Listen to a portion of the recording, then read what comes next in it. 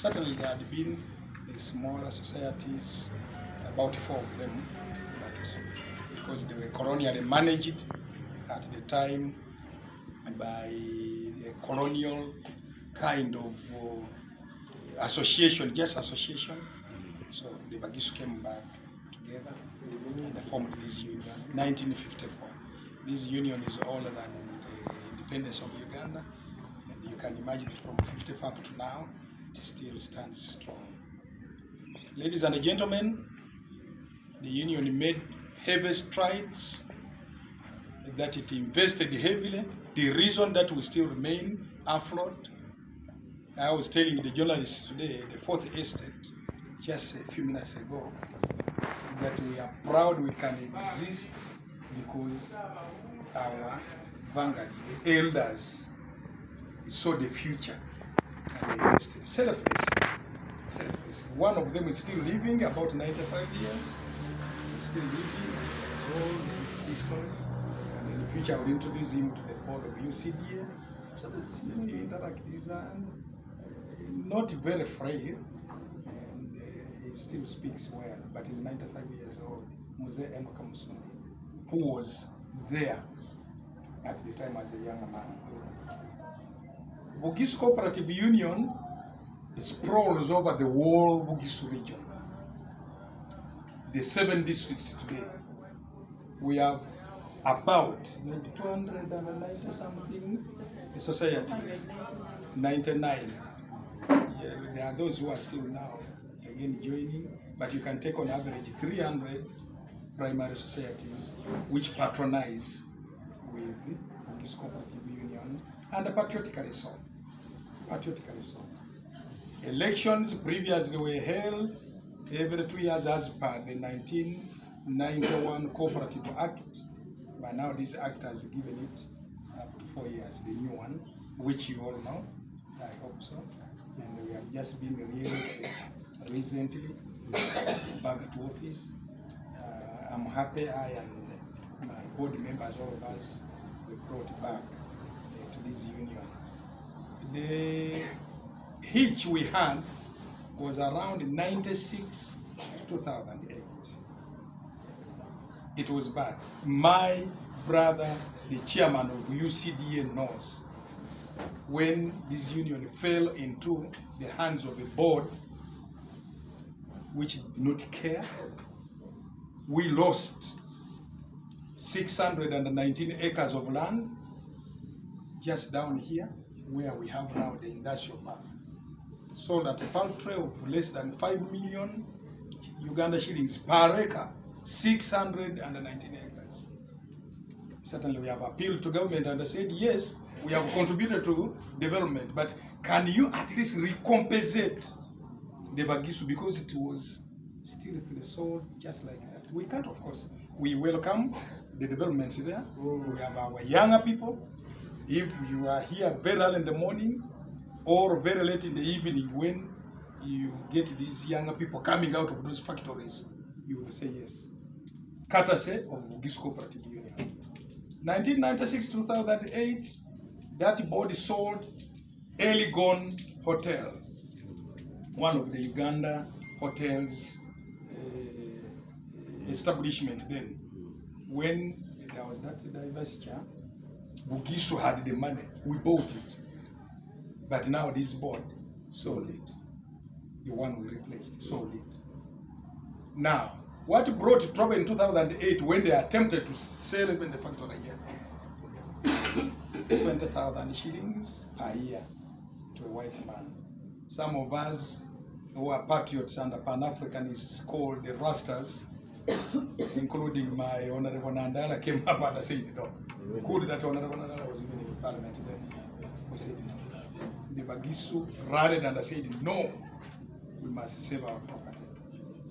They brought us in. We did not get a cent. All accounts frozen. Everything. The Bugisu had to begin afresh. I remember by around the month of August, September, we had come in May. And the Bugisu piled here coffee free of charge, because as a farmers cooperative, we collect coffee we sell for the farmers. That's the principle. So they brought coffee here for about 4 or 5 billion on their own, trusting that these young men then would do work for them. And indeed, Honorable Nandala, with his international stature, we had to get markets here and there. We saw the coffee big back, and that's what the farmers have been doing. Today, the manager should be proud of saying all the silos, we have 32 silos. Each silo, build silo here, takes 16 tons. All of them are full. All of them are full. Just recent, unless if they have sold the beer. Then we have coffee up in the stores. If you had time to move there, you see that. So we don't have coffee less than 50 billion here. 50 billion. Courtesy of the good nature of the Bugisu and how patriotic they are. But of course also the governance. The treasurer is a retired agriculture officer of Mbale. And I think at his age 60 what now? 66. He can't be a thief. If he retired very well in the government, he can't come to become a thief now. Equally, he's a politician and representing elders as a councillor of Manafa district. He cannot do any mistakes. Certainly, when we came on board, I should tell you this clearly, we had another challenge of management. We had 2 men here, and that one has caused me to hate all of men, including my sons. How about Yes. you? I should hate myself because they messed us up until we got this young lady. They messed us up as a board. I have to be sincere with you. See. Yeah, right. Some, you know, we come here for meetings, we do what, but we are not here for day-to-day basis. It is management. And if they choose to mess you as a board, you will get this in many other unions, especially where governance does not care, the board does not care, or is not resilient enough. Honorable Nandala has a bad eye in terms of accounts. So the young lady, should she make a mistake, Honorable Nandala, you need to show him just a paper. 1 second, he will know there is a problem in accounts. So they are also on tenterhooks. They know he's not a simple man. You see, and we also frequently come. Before you came today, I was here about 2 or 3 days ago, checking on them. Tell me 1, 2, 3, 4 things. You solve management problems, etc. We got. I'm overpraising her, hoping that she will not get destroyed because of the. But at least for the few years we have had her, she has brought back the union to line. And thanks to women. And the women of this country, you can see the accountants as well. So thanks, the women can be trusted at least. Ladies and gentlemen, the last, I've given you history and the status, and we are vibrant. We have no major loans, no, apart from microfinance, which is very small. We got it for the sake of it anyway, because farmers have supplied over 5 million kilograms. We do not have instant money, and the COVID also. So we have to get some little money and advance them for their school fees and other requirements. Otherwise, we don't have any major obligations that the 50 billion here, we are going to pay 30 billion. No, that is money for the Bugisu, and it is there. What could be the challenges? COP18 identified me, I attended. I was, I think, with some UCDA members and other environmentalists. I was privileged to meet colleagues, the legislators from Europe, on the side events. What they brought to me was not very good. You can't buy your coffee if you are cutting trees, the environment and whatever. We almost quarrel. I am also hot-headed, by the way. I'm sorry to say this, even as old as I am. The old habits don't go away easily. Because I said that is another colonial imperial gimmick which you were doing sometime to us. How do you tell us if you cut a forest by 2025 we will not buy your coffee? No.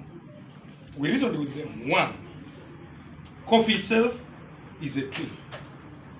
Two, don't compare us with the Brazilian style of farming.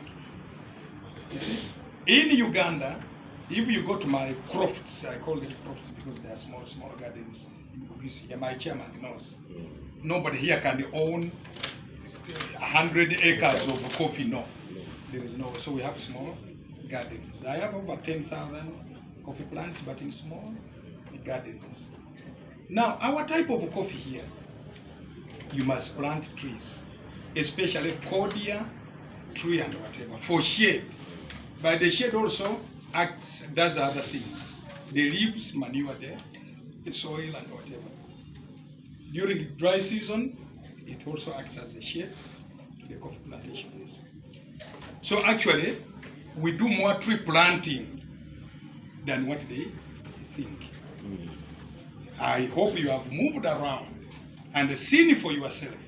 If there is any garden which is simply open without a tree, then that one is not a farm. No. There must be trees, especially cordia. Then there is this one, I don't know the scientific name. Albizia. We call it kumuru here. Albizia is the best. When you put it in the coffee, it will every year yield albizia. The coffee is heavy. And heavy, very heavy. I don't know what it injects in the soil, but it's very good. Kumuru, this tree grows quite very big over years. You know it. So we do that kind of thing. But of course it is a threat. And as a country, some of us as legislators, we have to map a way out and tell these people. The other issue, against that kind of thing, patriotically, as a country, now that cutters of UCDA have talked to the chairman several times. I was in Tanzania, I missed the State House meeting. But we have told the president, please, of all agencies, leave UCDA. Leave UCDA. We as farmers, we are echoing the same. My members here. Go back to International Coffee Organization history, Uganda. International Coffee Organization. You will Google. Look at what Uganda was producing from 1965. My age, I'm born in 1965. Now, just check how many bags we were exporting. You will find between 2.5 to 3 million bags per year.